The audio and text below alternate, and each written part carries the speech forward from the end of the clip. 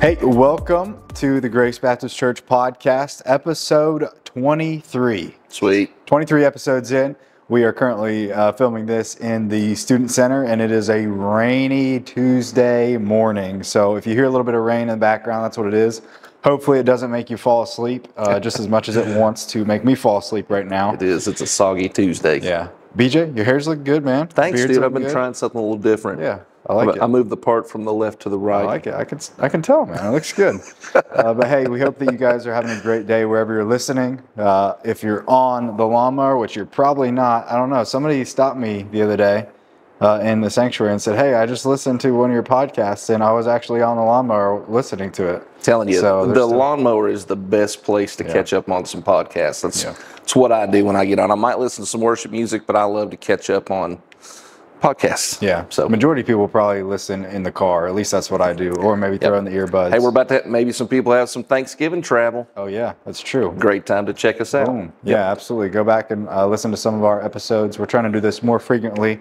But hey, here on the Grace Baptist Church podcast, we just have conversations related to ministry, related to life, and related to what God is doing here at Grace.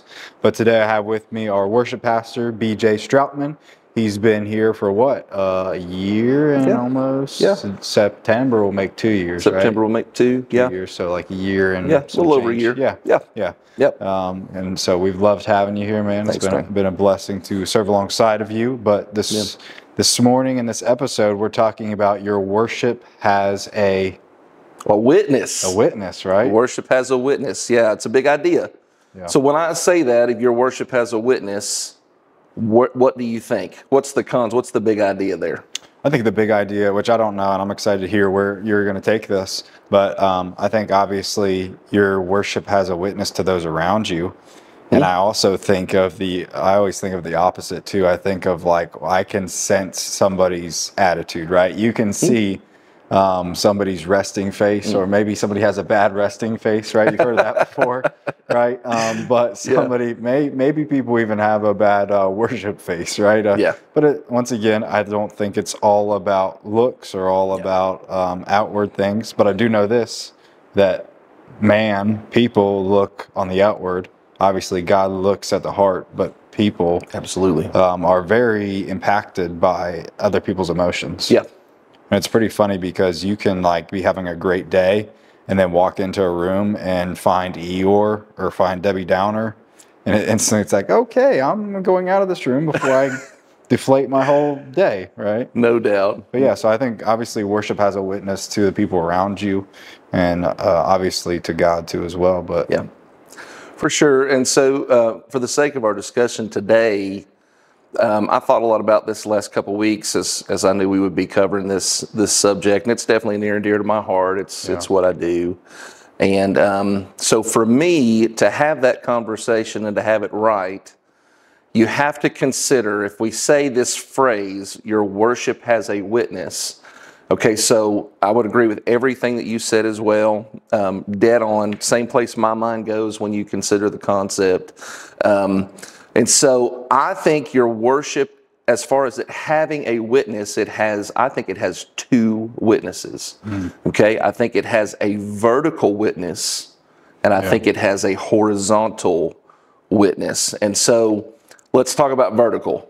So your vertical witness, if your worship has a witness and it's vertical, we have a witness, a testimony, a celebration, a giving of praise, an offering of thanksgiving to God that goes vertical, right? Yeah. So, and that's really important for us to consider, because when we come together on Sundays, you have to think, okay, just as the saints have done for thousands and thousands of years, we get up Sunday morning, it's time to go to God's house. Yeah.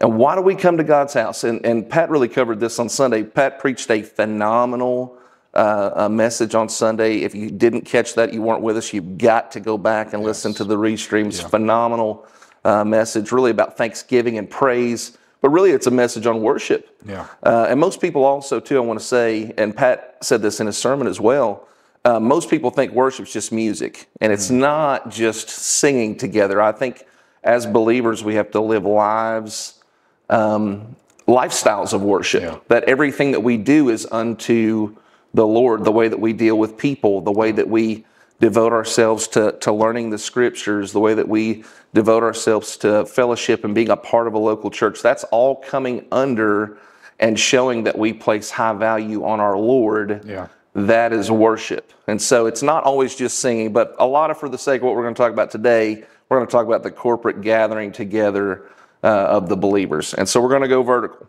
So when Pat mentioned giving thanksgiving to God, God desires to hear his people sing. And so what about you? Are you a very outward guy when you gather together? So it's funny because like growing up, like I never would like raise my hands and stuff, and I came from a more reserved, I would say, congregation, and even so I was a part of kind of a reserved but more outgoing, expressive, you could say, worship style in Boston. And then coming here, obviously we have a very mixed, I would say, worship style from our congregants.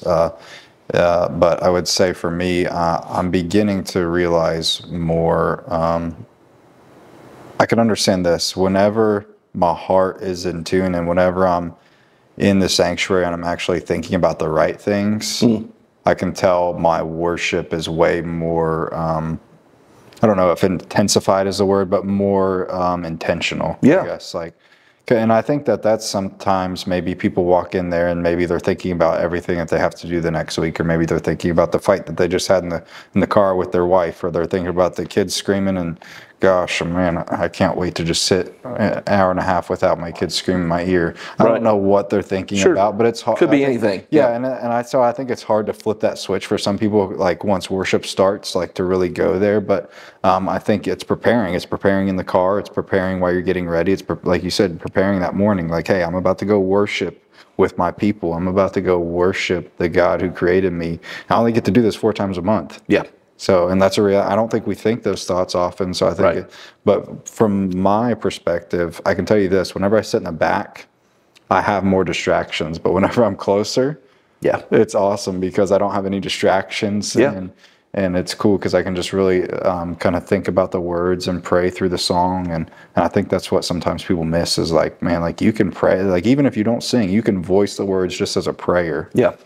So. Yeah, and Pat alluded to this a little bit in his message on Sunday. When you consider even setting up the Christmas story, when God comes to Zechariah and says, hey, your wife's going to become pregnant. I know she's old. Of course, he says, my wife's too old, right? So he deals with Zechariah and his doubt for what God spoke to him. But the whole point in that picture, in that setting, is they had come to the temple which is part of their law and their worship.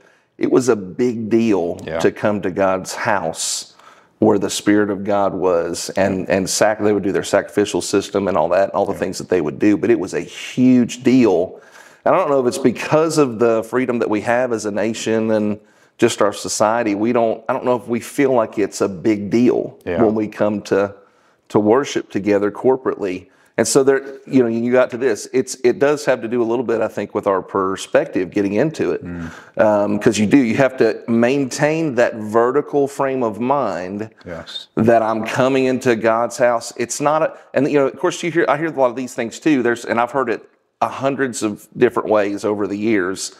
Well, I don't like that music. Or I don't like it's too loud. Or if that is where your mind goes, that.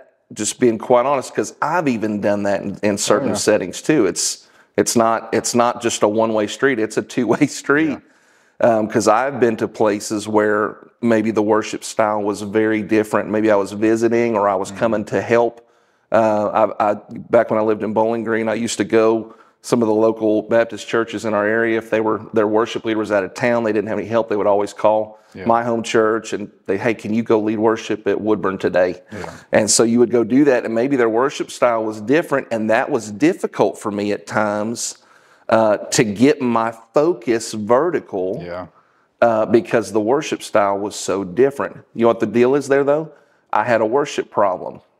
Something was broken inside of my thinking. There was a little speed bump there that maybe I went over too fast, or I didn't consider maintaining that perspective. Because when we allow the things that we insert ourselves into the narrative. I don't like this, or that's not my way of doing it. That's not the way that I prefer. What you've officially done is you've forgotten that your worship is vertical. Yeah. And that we come to the temple, I'm going to bring an offering of praise, a sacrifice of worship to my King. So we have to consider that our worship is vertical. Oh yeah, absolutely. A vertical perspective. Now, I want to jump in. No, you keep going, but I'm going to read my Facebook. I don't know if you call it a rant, but maybe I woke up one day just like thinking about this. Yeah. Because it's a reality that we've lived in. So one of the pastors that I follow, he's like, he just shared like a screenshot. He said, you'll sometimes not like what happens at church. You might leave a service unhappy once in a while, particularly if you're seeing your sin in light of God's righteousness. If you're a single person, going to church will not guarantee you a spouse. I thought that was funny. Yeah. Going to church will not guarantee that your children will not rebel. I think that's always fun because people will always say, well, you raise them in church and they still look at how they turned out. See, that's why my kids aren't in church. It's like, okay, like that can happen anywhere. Sure. Going to church is not the answer to all your financial problems. You might not get along with everybody you meet at church. You might hate the color of the carpet, the taste of the coffee, and the shirt your pastor wears. And then I added on to it, I said, you might not like the worship. Here's a pro tip. The moment worship becomes about you, it's not about God. Well, and then I put in quotations, while I like hymns, while I like modern praise and worship, while I like choir. And I put respectfully, it's not about what you like. People in other countries, and this is where my mind goes. Like I think of I instantly picture like an image of like an underground church. Like people have to slosh through the mud, maybe in the middle of the morning to get there in the cover of darkness. And they're in basement churches. They're not sitting there silent during worship because they don't like the style in which they're being led to worship. They're worshiping out of an overflow of what God has and is doing in their lives. Well and said. I said, the more church becomes about you and your preferences, the more you can guarantee you'll soon be attending a dying church. Us 4 and no more works great until 3 die. You know? Yeah. And I close it out. If you're a follower of Christ, try shifting your perspective of how you can serve the church instead of be entertained or served by the church. Yeah. And I think, once again, that goes back to what you said, your perspective coming to worship. Yeah, for sure. Because, again, I think we all have been through seasons or moments of that in our lifetime. And really the only answer for it is we've lost a right perspective. Yeah. It's about him. It's not about us at all. Yeah. Okay, so that's vertical. We've gone vertical. Now horizontal. Now this one you have to break down, I think, a little bit more because it's multifaceted in the conversation. Because I always feel like the church is made up of really potentially 3 types of people. You have believers. Yep. And maybe these people fall under the believer category. Your members and your believers, regular attenders. Maybe there's somebody that we often call de-churched. So maybe you were raised in church and fell off for whatever reason. Maybe something bad happened, whatever, fill in the blank.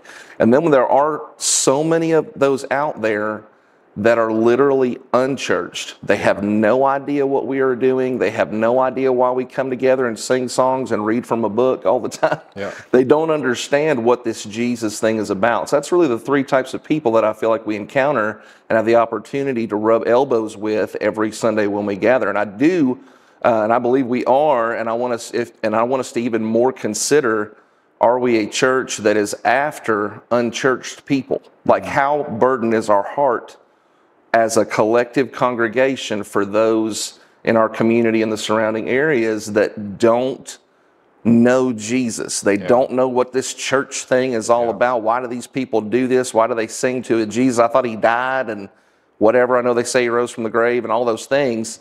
There is a huge contingent of people in our society, in our reach, in our circle of influence that don't even know Jesus. Yeah. And so if we are active on God's mission, we are inviting them to come to service. Hopefully we are a people that are sharing the gospel, living out the gospel, being about our Father's business in our day-to-day lives wherever we go. Maybe that earns you an opportunity to answer questions and people to, ask you, man, what do you believe what you believe? And, what do you believe about God? Maybe it gets you those opportunities. Yeah. But at the same time, hopefully we are people that are looking for opportunities to interject the gospel message as well. And if not, one of the easiest things that you can do is invite your lost friend to church or your lost coworker to church and bring them here on Sunday. Now, if we're going to do that, we have to consider that worship, having a witness, has a vertical and a horizontal witness. And so I wanted to share today, I was reading this last week, and this is from 1 Corinthians 9. This is the section in Corinthians where Paul is ultimately sharing, taking advantage of his freedom. Taking advantage of his freedom. Because he was a Jew, a Pharisee, right? He's a Roman citizen. And of course, we know that earned him an audience with King Agrippa, and he took all these opportunities for his circle of influence in a very unique context that he preached to. He went after the Gentiles, right? And so this is 1 Corinthians 9. I'll pick it up with verse 19. And the heading here says, serving all men. It says, for though I am free from all men, I have made myself a servant to all that I might win the more. And to the Jews I became as a Jew, that I might win the Jews. To those who are under the law, as under the law, that I might win those who are under the law. To those who are without the law, as without the law, not being without the law toward God, but under law toward Christ, that I might win those who are without the law. To the weak I became as weak, that I might win the weak. I have become all things to all men, that I might have become all things to all men, that I might be by all means save some, that I might by all means save some. Now this I do for the gospel's sake, that I may be a partaker of it with you. And so Paul is basically saying, man, I want to do whatever I can. I want to do whatever I can to reach people. And so if we're going to consider the idea that our worship has a witness, have we ever considered and thought about what is it like for an unchurched person to come to a service at Grace Baptist? And so our body language, our joy, so much of that you can glean. Now, there are those out there, and I had a conversation with a buddy this week, and he said, hey, listen, just because I'm not smiling doesn't mean I'm not happy. It doesn't mean I don't love Jesus. We know, I get it. And so no shame, no wrongdoing if you are more of a stoic person during worship. But what I want to talk about today, as far as having a horizontal philosophy of worship or a horizontal witness, I want to talk about the language of passion. Okay? So if you are in any way, shape, or form in a position of leadership, influence, whatever, I'm even talking right down to being a parent of your household, your family. You're the leader of your house. And so you've got two precious babies. I think I am, but Judah actually is currently. I get it. Yeah, I love that boy. But you're the leader. And they're going to take their cues from you. And so in that regard, what do you want Judah, as your son, what do you want him to know about the worship at the corporate gathering of the believers? What do you want your son to experience here? I want him to know that it's important, it's needed, and that he has a part in it. Absolutely. I mean, those are like three things just right off the top. Right off the top. I want him to know it's important, that it's needed, and that he needs to be a part of it. No doubt. So, it's participatory. Yes. And of course my kids are older. I've got a grandbaby. And so as she gets less of a burden to the corporate gathering, because she ain't gonna sit still. She's gonna holler. She's so cute. She's gotten to that point where she knows that she can make us laugh. And it works every time. And so she cannot sit through a service. But anyway, she's going to come to that age where she starts to look around a little bit. And she starts to listen. And I want my granddaughter to see a group of people that with our faces, our body language, the way that we participate together, I want her to look around a room and realize, man, this is a big deal. It's a big deal. Just like Zechariah going to the temple, fast forward to 2023, soon to be 2024. I want my kids to grow up and realize how big a deal it is to get to come into God's house and offer a sacrifice of praise and thanksgiving and to celebrate together what God has done and what God is doing. You mentioned on Sunday night, how many baptisms have we had this year so far? Sunday makes 75. Just 75. from April. Just from April, 75. We didn't baptize for 3 months. 75 baptisms since April. That's a big deal. It's insane. It's a big deal. And I want our kids and our grandkids to know that we, as the adults in the older generation, we place high value on this corporate gathering together. Yeah. And so how are some of the ways that we can make that important? Like what's the target? Is the target everybody turning cartwheels and jumping around and shouting and hollering? Like, is that the target? What's the target? Let's see if we can put some parameters there. I think it's just authentic worship. And that's, and in reality, there's going to be distractions in worship, and there's going to be times that your mind drifts. And here recently, anytime I've been distracted by something in the room, or maybe even, something on stage or something, I know different people are visual and you have all the different ways that you learn and the way that you grasp. Sometimes I just close my eyes. Yeah. Even if it's a new song, okay, like you can kind of get down a worship song pretty quick in your mind, and if you've listened to music whatsoever, and worship music especially, and so you learn the song, a couple things, and then you close your eyes and you internalize that, you pray over that, and you can still worship with your eyes closed. Yeah, absolutely. And I find that more even sometimes meaningful and more worshipful for myself personally, just because it blocks out all distractions. Yeah. Still hear the music, still hear the beat, but then my mind and my heart goes somewhere else. Yeah. Yeah, for sure. There is a lot, of course, now you can find an article to support any view you want on social media. Yeah. I read one recently that was advocating for we've got to bring back just hymns. We got to bring them back. Oh yeah. All the modern praise and worship stuff, it's all garbage. We've got to throw that stuff away. We've got to bring back the heritage of the hymns. I know that's a sore subject, and it can be. It may have been 4, 5, 6 weeks ago. May have been actually a little longer than that. We do a song here quite often called "Great Things." And the chorus is, "O hero of heaven, you've conquered the grave. You freed every captive and you break every chain. Oh God, you have done great things." Okay. Yeah. You ever heard I tied it and I tagged it to the hymn "To God Be the Glory," which I heard for the first time in my life at our senior lunch, and phenomenal song. Love what it says. To God be the glory, great things he has done. Yeah. So loved he the world that he gave us his son, right?